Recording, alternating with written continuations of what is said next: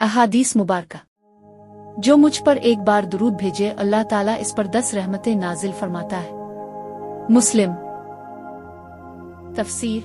जो शख्स महब रसूल में दुरूद भेजता है अल्लाह ताला इसकी रहमतों से इसकी जिंदगी को भर देता है। एक दुरूद के बदले 10 गुना मुआफ और 10 दर्जात बुलंद होते हैं।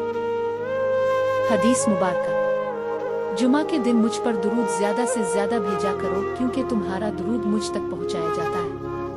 अबू दाऊद। तफसीर। जुमा के दिन दुरूद शरीफ की खास फजीलत है।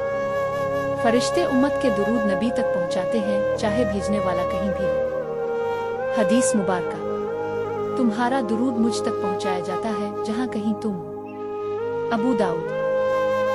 तफसीर। नबी की रुआ मुबारक को दुरूद शरीफ पेश किया जाता है जिससे साबित होता है कि हुजूर अपनी उम्मत की मोहब्बत से वाकिफ है। हदीस।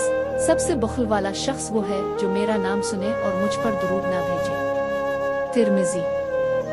तफसीर। ये हदीस हमें मुतनब्बे करती है कि नबी का जिक्र सुनकर खामोश रहना गफलत और रूहानी नुकसान का सबब है।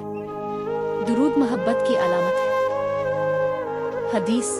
क़यामत के दिन सबसे ज्यादा करीब वो शख्स होगा जो मुझ पर सबसे ज्यादा दुरूद भेजता था।